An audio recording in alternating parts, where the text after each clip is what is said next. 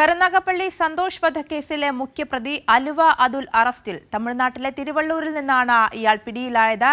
രാജ്കുമാർ വിവരങ്ങളുമായി ചേരുന്നുണ്ട്. രാജ്കുമാർ, എങ്ങനെയാണ് പ്രതിയിലേക്ക് പോലീസ് എത്തിയത്? ഇയാൾ നിരന്തരം ഒരു ക്രിമിനൽ പശ്ചാത്തലമുള്ള വ്യക്തിയാണോ?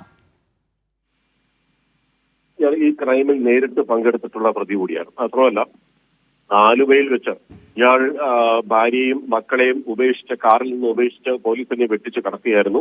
വാഹന പരിശോധന നടത്തുമ്പോഴാണ് അയാൾ കാർ നിർത്തി കൊടുന്നരെ ഭാര്യയും മക്കളുമായി രക്ഷപ്പെടാൻ ശ്രമത്തിനിടെ അവരെ 3 പേരെ ഉപേക്ഷിച്ചിട്ട് ഇയാൾ കടന്നു കളഞ്ഞത്.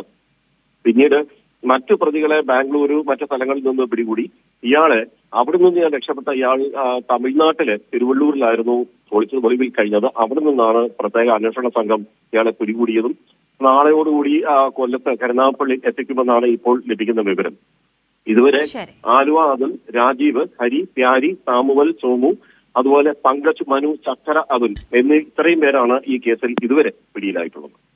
ശരി, രാജ്കുമാറാണ് വിവരങ്ങൾ നൽകിയത്.